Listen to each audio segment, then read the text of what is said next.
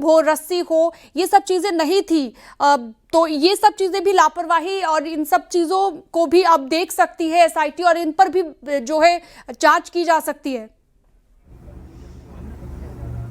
बिल्कुल शीनम, देखिए आपको बता दें कि 16 जनवरी की रात 12 बजे की ये घटना है और जिस तरीके से एकाएक घटना हुई उसके बाद युवराज ने अपने पिता को सबसे पहला कॉल पिता को किया था और पिता को स्पॉट पर पहुंचने पर करीब 35 से 40 मिनट का वक्त लगा था। चूँकि कोहरा बहुत था और कोई भी साधन नहीं था, यानी कोई भी व्हीकल नहीं था जिससे वो पहुँच सके और इस दौरान उन्हें करीब 35 से 40 मिनट लगा स्पॉट पर पहुँचे। स्पॉट पर जब पहुँचे तो न्यूज़ 18 से बातचीत के दौरान पिता ने यह भी बताया कि अपने बेटे को लगातार हौसला अफजाई करते रहे और इस दौरान उन्होंने डायल 112 को कॉल किया। सबसे पहले पुलिस आई और पुलिस के बाद फिर एसडीआरएफ एनडीआरएफ को चूँकि आने में टाइम लगा। ये गाज़ियाबाद में इनका स्पॉट है, लिहाजा इनका जो हेडक्वार्टर है वो गाज़ियाबाद में, और इस दौरान फायर विभाग भी मौके पर पहुंच गया। लेकिन तमाम एहतियात, प्रयत्न और जतन के बाद भी युवराज को बताया नहीं जा सका, तो लिहाजा एक सवाल ज़रूर खड़ा होता है कि आखिर किस स्तर पर जो लापरवाही थी वो किस स्तर पर हुई है, किन चीज़ों की ज़रूरत थी मौके पर नहीं थे, या किन तरीके के इक्विपमेंट्स की ज़रूरत थी जो मौके पर नहीं थे। इन तमाम चीज़ों को जो है वो यहाँ पर एक्सप्लेन किया जा रहा है और एसआईटी की टीम, चूँकि 5 दिनों में रिपोर्ट सीएम ने सौंपने को कहा है, लिहाजा एसआईटी की टीम यहाँ पर पहुँची हुई है और तफ्तीश कर रही है। साथ ही तफ्तीश के साथ ग्राउंड पर किस तरीके की चुनौतियाँ रही होंगी उस वक्त, क्योंकि रात का 12 बज रहा था, कोहरा बहुत था, विजिबिलिटी बहुत कम थी। इन तमाम तरीकों की चुनौतियों के बीच में जब यह हादसा हुआ, घटना हुई, तो यह भी जानने की कोशिश की जाएगी कि आखिर कितने टाइम बाउंड में पुलिस पहुंची, कितने टाइम बाउंड में फायर विभाग पहुंचा, कितने टाइम बाउंड में एनडीआरएफ और एसडीआरएफ की टीम्स पहुंची थी। लिहाजा ये भी जांचना होगा कि आखिर किस तरीके के जो इक्विपमेंट्स की ज़रूरत थी, क्या वो मौके पर मौजूद थे, चाहे बोट की बात हो, चाहे रस्सी की बात हो, या किसी अन्य इक्विपमेंट्स की बात हो। इन तमाम चीज़ों को भी देखना होगा। लिहाजा एनडीआरएफ की टीम और जो कमांडेंट है वो सभी लोग यहाँ पर मौके पर मौजूद हैं और आप देखेंगे कि इस तरीके से अधिकारी लगातार एक्सप्लेन कर रहे हैं। फिलहाल यहाँ पर स्कूबा ड्राइवर, मैं एक बार फिर से तस्वीरें दिखाऊंगा आपको, देखिए वो स्कूबा ड्राइवर निकल आए हैं बाहर से, और अब जिस तरीके से गाड़ी को निकालने की बात है, कार को निकालने की बात है, और वो अपने यंत्र की मदद से, जो सोनार यंत्र कहते हैं बहुत हेल्पफुल होता है, उसकी मदद से गाड़ी की डेप्थ को पता लगाया जा रहा है और उसके बाद गाड़ी को बाहर निकाला जाएगा, जो बड़ी चुनौती भी है और साथ ही एक अहम इन्वेस्टिगेशन के पॉइंट ऑफ व्यू से अगर बात करें तो अहम साक्ष्य भी है। लिहाजा उससे भी पता लगाया जा सकेगा कि आखिर स्पीड कितनी थी। इन तमाम चीज़ों को लेकर, एक एक चीज़ को लेकर एक्सप्लेन कर रहे हैं। एसआईटी अपनी 5 दिनों में रिपोर्ट सौंपेगा और उसके बाद देखा जाएगा किस स्तर पर हिला हवाली की गई है और उस पर कार्रवाई भी की जाएगी। लगातार जिस तरीके से भानु भास्कर ने अभी मीडिया से बातचीत के दौरान ये भी बताया कि तमाम जो फैक्ट्स हैं उनको जांचा जा रहा है और फैक्ट्स जांचने के बाद 5 दिनों में रिपोर्ट दी जाएगी और उसी स्तर पे कार्रवाई भी की जाएगी। इन तमाम चीज़ों की डिटेल्स ली जा रही हैं, एक एक माइक्रो लेवल की डिटेल्स को शेयर किया जा रहा है, किस तरीके की चुनौतियाँ थी। चूँकि आपको मैं एक तस्वीर दिखाऊंगा, आप देखिए कि इससे अंदाज़ा लगाया जा सकता है कि ये जो स्पेस बना हुआ है, चूँकि ये 31 दिसंबर को बताया जा रहा है कि यहाँ पे ट्रक आया था। ट्रक बहुत स्पीड में नहीं था, बावजूद उसके, क्योंकि ट्रक जो है वो वेटेड होता है और ट्रक इसी में आके फंसा था। उसके बाद ये टूटा था। रेजिडेंट्स ने यहाँ पर शिकायत की थी और ये भी मांग की थी कि इसको ड्रेन को कवर कर दिया जाए। इन तमाम चीज़ों को लेकर जब वहाँ पर पत्राचार किया गया, रेजिडेंट्स की तरफ से नोएडा अथॉरिटी को पत्राचार किया गया और डॉक्यूमेंट शेयर किए गए और मांग की गई, तो उसके बावजूद यानी 16 दिन तक क्या करते रहे, तो 16 दिन का हिसाब भी देखना होगा और किस तरीके की हीला हवाली हुई है, किस तरीके की जो है जो दिक्कतें रही हैं, चुनौतियां रही हैं, सभी चीज़ों को जांचेगी एसआईटी। और फिलहाल एसआईटी के सभी अधिकारी यहाँ मौजूद हैं और यहाँ पर एक्सप्लेनेशन लगातार किया जा रहा है और ये जाना जा रहा है कि आखिर किस तरीके की दिक्कतें रही हैं। जी बिल्कुल, तो लगातार तस्वीरें भी अपने दर्शकों को हम दिखा रहे हैं। आप बने रहिएगा हिमांशु हमारे साथ। एक बार फिर से अपने दर्शकों को बता दें कि ये घटनास्थल से सीधी लाइव तस्वीरें आप आपकी स्क्रीन पर देख रहे हैं, जिसमें इंजीनियर की मौत के बाद अब कार की तलाश की जा रही है। शव को पहले ही बरामद कर लिया गया है। एसआईटी की टीम इस वक्त घटनास्थल पर मौजूद है और मामले को लेकर जांच भी की जा रही है और अब आगे और भी ज़्यादा बारीकी से जांच की जाएगी। तमाम पहलुओं पर, हर एंगल से इस पर सोचा जाएगा कि क्या वजह रही इसके पीछे और आने वाले वक्त में और भी गाज गिर सकती है। आरोपी बिल्डर अभय कुमार को जो है उस पर पहले ही एक्शन ले लिया गया है और घटनास्थल पर एसआईटी इस वक्त मौजूद है। नोएडा की ये सीधी तस्वीरें आपको हम दिखा रहे हैं। एनडीआरएफ की टीम मौके पर मौजूद है और अभी कार को निकालने की कोशिश चल रही है। हिमांशु लगातार इस पर जानकारी हमें दे रखे हैं, हमारे साथ लगातार जुड़े हुए हैं। हिमांशु, माना जा रहा है कि आज ही कार निकाल ली जाएगी बाहर, जैसा कि आपने बताया, और तमाम चीजें क्लियर हो चुकी हैं। एसआईटी जो जांच करेगी वो हम कह सकते हैं कि अभी और भी कई नाम सामने आ सकते हैं जिन पर लापरवाही की गाज गिर सकती है। जैसे अभी एक बिल्डर का नाम सामने आ चुका, इससे पहले नोएडा अथॉरिटी के सीईओ हटाए जा चुके हैं। तो तमाम एक्शन अभी हो रहे हैं, माना जा सकता है कि आगे कुछ और नाम भी हमें सुनने को मिल सकते हैं। हिमांशु। बिल्कुल शीनम, देखिए आपको बता दें, शुरुआती तौर में कार्रवाइयों की अगर बात करें तो जब ये पूरा प्रकरण सामने आया और लगातार नोएडा अथॉरिटी से सवाल किया गया तो नोएडा अथॉरिटी के जो सीईओ रहे लोकेश एम, उन्होंने सबसे पहले जो कार्रवाई की वो जेई पर की। जेई नवीन कुमार थे, वो संविदा कर्मी थे, उन पर कार्रवाई की गई और उनको जो है बर्खास्त कर दिया गया। साथ ही जो ट्रैफिक सेल के सीनियर मैनेजर और मैनेजर थे उनको कारण बताओ नोटिस जारी किया था। लेकिन लगातार चूंकि मामला तूल पकड़ रहा था और ऐसे में लापरवाही और जिस तरीके से गौतम बुद्ध नगर के सांसद और एमएलए तेजपाल नागर के पत्र भी वायरल हुए और यहाँ पर मूलभूत सुविधाओं की बात कही गई थी और उसके बाद मुख्यमंत्री योगी आदित्यनाथ बेहद सख्त हुए। इस पर नोएडा अथॉरिटी के जो सीईओ रहे उनको तत्काल पद से हटा दिया गया और लखनऊ अटैच कर दिया गया। इसके अलावा आपको बता दें कि अब देखा जा रहा है कि किस तरीके की हिलाहवाली हुई थी। क्या मौके पर जब फायर विभाग की टीम पहुंची, मौके पर जब पुलिस पहुंची, मौके पर जब डायल 112 पहुंची, मौके पर जब एनडीआरएफ और एसडीआरएफ की टीम पहुंची, तो किस तरीके की लेट लतीफ़ी थी? क्या डिसीजन मेकिंग नहीं हो पाया, डिसीजन नहीं बताया जा सका, या फिर अफसरों को, जो वरिष्ठ अफसर हैं, उनको एक्सप्लेनेशन किया गया, उनको मौके की स्थिति की डिटेल शेयर की गई थी कि नहीं? इन तमाम माइक्रो स्तर पर जांच की जाएगी और अगर हिलावाली होगी तो जाहिर तौर पे एसआईटी जो कि 5 दिनों में अपनी रिपोर्ट सौंपेगी और उसके बाद कार्रवाई की बात कही जा रही है। जी बिल्कुल हिमांशु, लगातार आप बने रहेगा हमारे साथ। ये 3 तस्वीरें हम आपको इस वक्त दिखा रहे हैं और ये जो बीच में तस्वीर है ये वही इंजीनियर हैं युवराज मेहता जिनकी जान चली गई इस हादसे में। अब एसआईटी की टीम घटनास्थल पर मौजूद है, लगातार जांच की जा रही है। 3 तस्वीरें लगातार आपकी स्क्रीन पर हैं। कार की तलाश अभी की जा रही है और घटनास्थल से ये सीधी लाइव तस्वीर आप देख रहे हैं। हिमांशु, मौके पर तमाम अधिकारी पहुंच चुके हैं, तमाम टीमें भी मौजूद हैं और आज ही इस कार को निकालने की बात कही जा रही है। कितनी देर तक तमाम जो अधिकारी हैं यहां पर मौजूद रहेंगे और क्या लेटेस्ट अपडेट?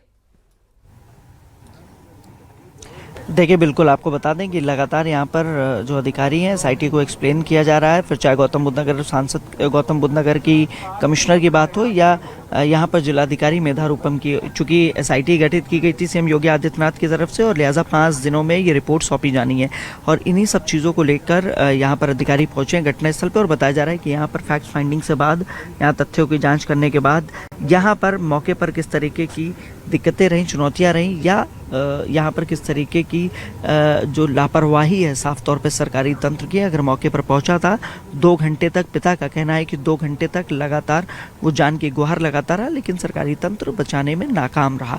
इन तमाम चीज़ों को लेकर एक रिपोर्ट बनाई जाएगी, विस्तृत रिपोर्ट सौंपी जाएगी सीएम योगी आदित्यनाथ को और ऐसा माना जा रहा है कि एक डिपार्टमेंट से भी बातचीत की जाएगी, एक डिपार्टमेंट की जो वहाँ पर मौके पर चुनौतियाँ थी और किस तरीके की लेट लतीफ़ी हुई, क्या बचाया जा सकता था, इन सभी चीज़ों को लेकर बयान भी दर्ज कराए जाएंगे। फिलहाल एसआईटी मौके पर मौजूद है सेक्टर 150 में, जहां पर वो कार सहित युवराज डूबा था।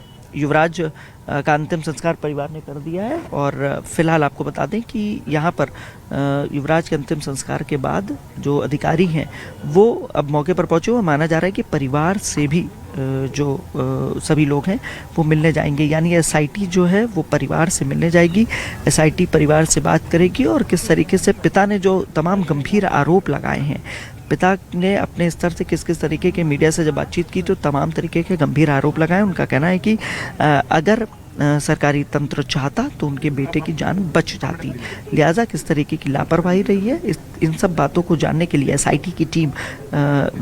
हिमांशु, आपको मेरी आवाज आ रही है? परिवार के सदस्य जी। हिमांशु, देखिए जिस तरीके से आपका एक लंबा अनुभव है, नोएडा से लगातार आपने जर्नलिज्म को किया है, तमाम रिपोर्ट्स आपने फाइल की, लेकिन सबसे बड़ी बात यहां पर यह है कि अगर हम देखें इस नोएडा को, ग्रेटर नोएडा को, तो यहां पर कई यूटर्न, कई जगहों पर कंस्ट्रक्शन साइट्स, ऐसी बहुत सारी तस्वीरें देखने को मिलती हैं जो सवाल खड़े करती हैं। क्या इस हादसे के बाद यह एसआईटी की टीम सिर्फ इस हादसे की रिपोर्ट बनाकर शासन को भेज के मामले की तशरीह कर लेगी, या व्यापक स्तर पे ग्राउंड पर काम करने की जरूरत है ताकि इस तरह के हादसे आगे न हो, इस तरीके से किसी की जान ना जाए? बिल्कुल अनुपम, देखिए आपको बता दें कि जिस तरीके से आप ने सवाल किया है, लगातार इस तरीके की तमाम समस्याएं और चुनौती रही हैं, और ना सिर्फ ये एक स्पॉट है बल्कि इस तरीके के कई अनेक स्पॉट्स हैं जहां पर इस तरीके की समस्याएं हैं। और नोएडा में अगर बात करें तो अगर 150 में जहां आप मौजूद हैं, जहां आप तस्वीर देख पा रहे हैं कि इस वक्त एनडीआरएफ की टीम मौजूद है, इसी से सटा हुआ एक और प्लॉट है 150 में जहां पर नाला बना हुआ है पूरी तरीके से। अगर वहां भी घटना होती तो जाहिर तौर पर बचाया नहीं जा सकता, दलदल में तब्दील हो गए हैं। और इस तरीके के ब्लाइंड स्पॉट्स नोएडा शहर में 1, 2, 3, 4 नहीं बल्कि 50 की संख्या में होंगे। लिहाजा बड़ी चुनौती है, ना सिर्फ ये एक स्पॉट को दुरुस्त करने की ज़रूरत है, ना सिर्फ इसमें नज़ीर पेश करने की ज़रूरत है, बल्कि जहाँ भी कंस्ट्रक्शन साइट्स हैं, जहाँ पे भी निर्माणाधीन साइट्स हैं, जहाँ पे भी काम किया जा रहा है, शहर में डेवलपमेंट हो रहा है, वहाँ पर इस तरीके के बेसिक, चूँकि अगर बेसिक यहाँ पर समस्याएं, जो बेसिक दिक्कतें हैं, बेसिक चीज़ों का पालन किया गया होता तो इस तरीके की घटना नहीं होती।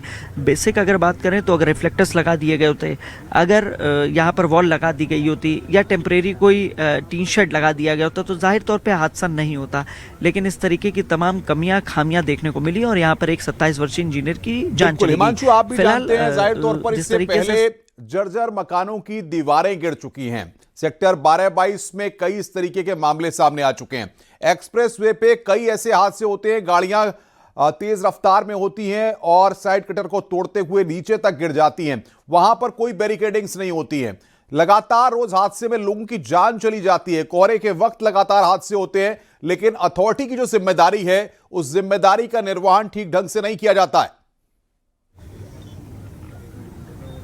बिल्कुल अनुपम, देखिए अथॉरिटी की लापरवाही किस कदर रही कि इसका अंदाज़ा लगाया जा सकता है कि एक 27 वर्षीय युवक की जान चली गई और जिसमें उसकी गलती नहीं थी।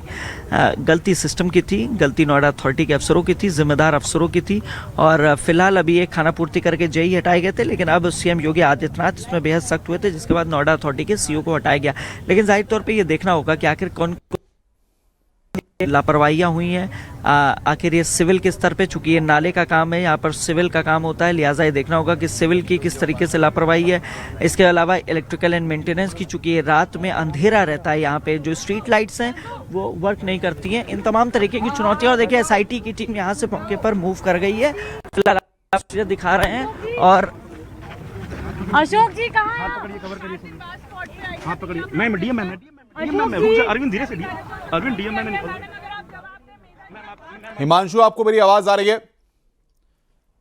ये तस्वीरें इस वक्त हम आपको दिखा रहे हैं किस तरीके से एसआईटी की टीम वहां से निकल रही है। वो तस्वीरें हिमांशु शुक्ला हमारे संवाददाता दिखा रहे हैं। पुलिस वहां पर रोकने की कोशिश कर रही है, लेकिन ये तस्वीरें आप लाइव देख रहे हैं घटनास्थल से। ये तस्वीरें इस वक्त हम आपको दिखा रहे हैं किस तरीके से। ये हिमांशु हमारे साथ जुड़े हुए हैं। हिमांशु, आवाज आ रही है आपको मेरी? हिमांशु से अभी संपर्क नहीं हो पा रहा, उनसे हम संपर्क करने की कोशिश करेंगे। बहरहाल ये तस्वीरें इस वक्त आपकी स्क्रीन पर, इंजीनियर की मौत और कार की तलाश यहां पर लगातार की जा रही है। सभी लोग जो है देख रहे हैं और सभी लोग का देखा जा रहा है। सभी अधिकारियों से बातचीत की जा रही है, परिवार से भी बातचीत की गई।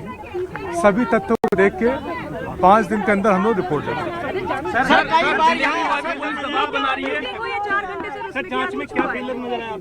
अभी जांच शुरू हुई है, जांच के जैसे निष्कर्ष आएगी हम आपको अवगत करेंगे। यहाँ पे डिलीवरी बॉय पहुंचे थे, उनके कुछ और बयान थे और फिर उसके बाद में बयान चेंज 5 घंटे थाने बैठाया गया।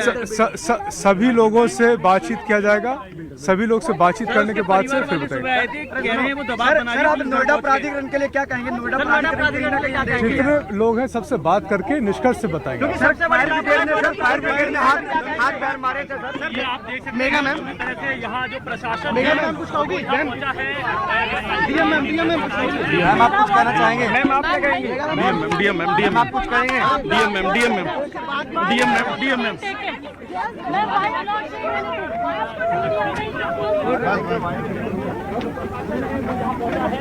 और यहाँ पर आप देख रहे हैं कि एसआईटी की टीम यहां से निकली है। हिमांशु शुक्ला से हम बात करने की कोशिश करते हैं। हिमांशु, क्या आप सुन पा रहे हैं मुझे?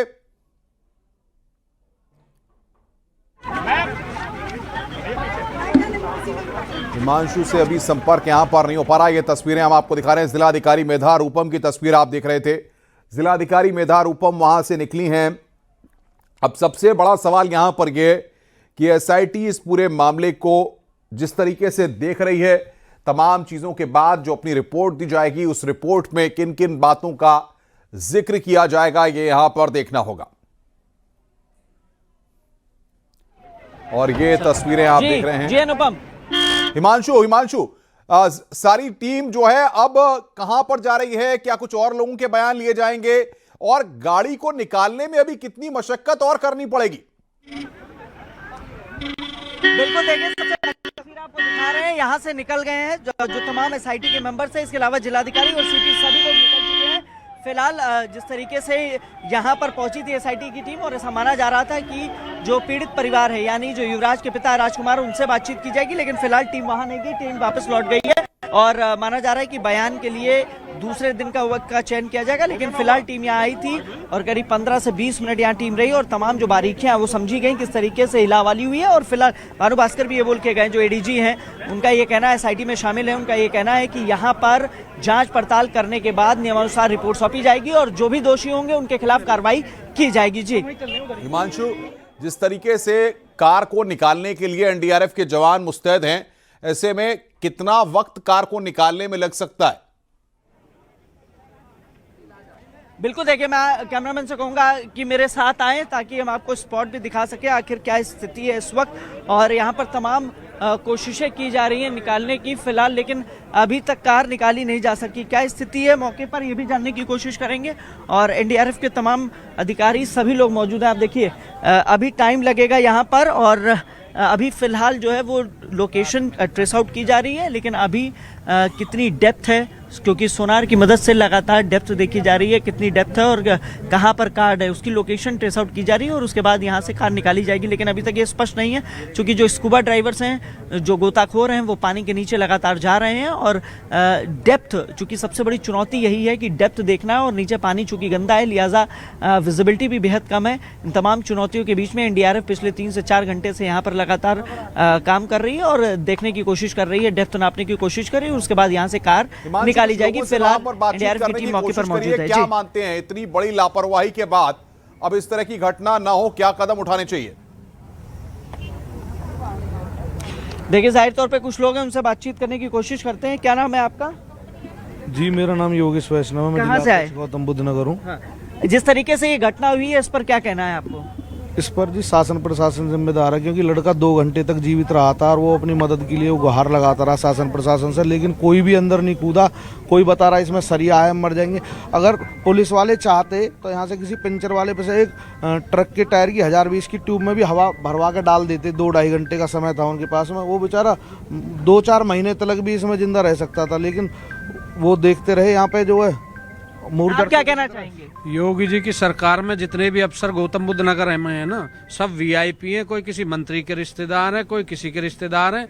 वो यहाँ आम आदमी घटना पे अगर बात करें, इस घटना पे क्या कहना चाहेंगे? घटना पे वीआईपी अधिकारी यहाँ लगे हुए हैं, वो मैदान बिल्कुल हिमांशु, कुछ पब्लिक आम लोगों से भी जरा बात करने की कोशिश करिए। मैं कोशिश करता हूँ और भी लोगों से बातचीत करने। कहाँ के रहने वाले हो? तो बिहार से। बिहार से? यहाँ कहाँ आए हो? यहाँ यहीं देखने आए थे। ये जानकारी थी घटना की? जानकारी थी घटना की। क्या पता है?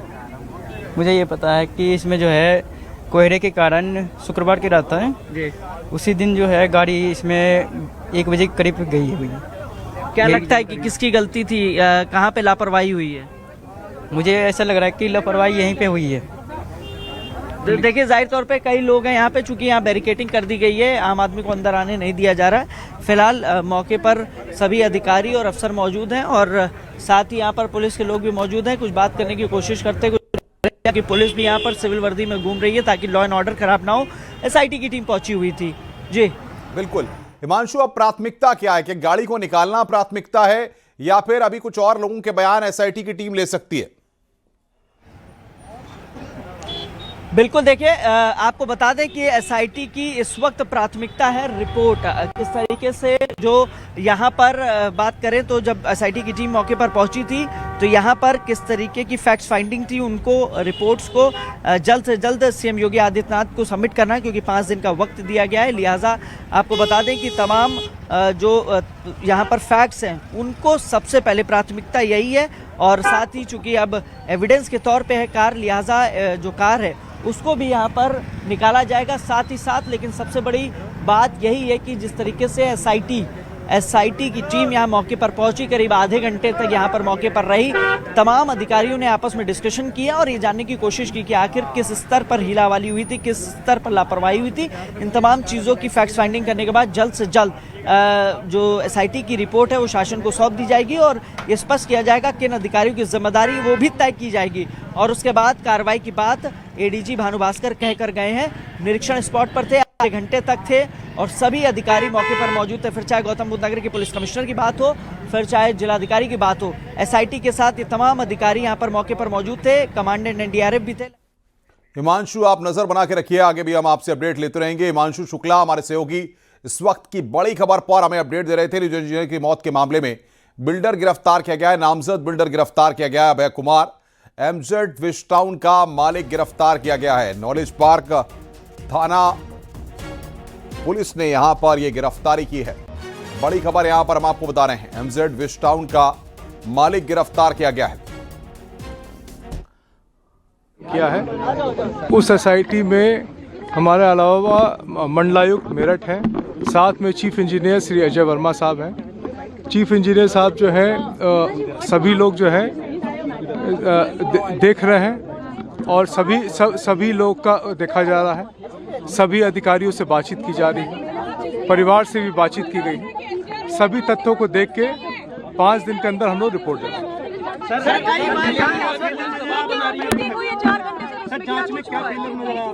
अभी जांच शुरू हुई है, जांच के जैसे निष्कर्ष आएगी हम आपको अवगत करेंगे। डिलीवरी बॉय पहुंचे थे, उनके कुछ और बयान थे और फिर उसके बाद में बयान चेंज होते हुए नजर आए। पुलिस दबाव बना रही है, 5 घंटे थाने बैठाया गया। सभी लोगों से बातचीत किया जाएगा, सभी लोग से बातचीत करने के बाद से फिर बताएंगे। सर आप नोएडा प्राधिकरण के लिए क्या कहेंगे? नोएडा प्राधिकरण कहीं ना कहीं जितने लोग हैं सबसे बात करके निष्कर्ष से बताएंगे। फायर ब्रिगेड ने हाथ पैर मारे थे सर। तो भानु भास्कर एसआईटी चीफ हैं, वो यहां पर इस पूरे मामले में जानकारी दे रहे थे, बता रहे थे किस तरीके से पूरी जांच इस पूरे मामले पर की जा रही है। और इंजीनियर की मौत के मामले में बिल्डर को गिरफ्तार कर लिया गया है। नामजद बिल्डर अभय कुमार को गिरफ्तार किया गया है।